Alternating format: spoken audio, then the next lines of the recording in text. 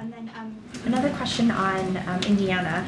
The Indiana Attorney General has asked the state medical board to sanction the doctor who spoke out about performing an abortion on a 10-year-old girl from Ohio.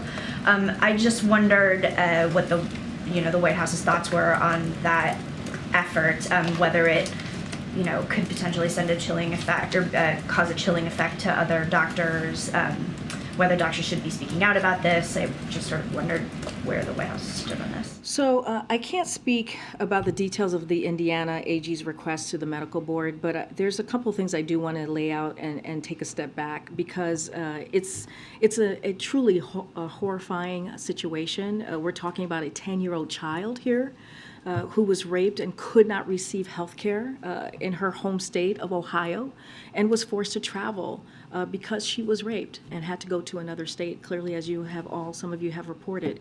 A doctor who provided reproductive care to a child that was raped is now being accused of violating patient privacy by an elected official. That is what we're seeing, and that is what is currently happening. And if that was not enough, if that weren't enough, he is asking the state medical board to discipline the doctor for speaking out about patients in desperate need of care. And this is not about the concerns of the victim. This is not about the victim at all. This is an elected official going after a doctor for helping a child who was raped and seeking health care.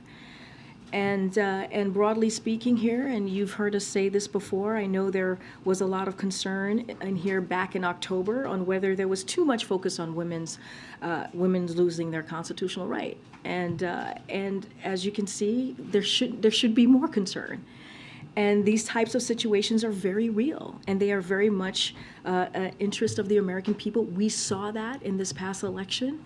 This is something that the American people care about. This is something that women care about. They want us to continue to fight for their rights, to fight for the freedom that they've had for almost 50 years when Roe was in place.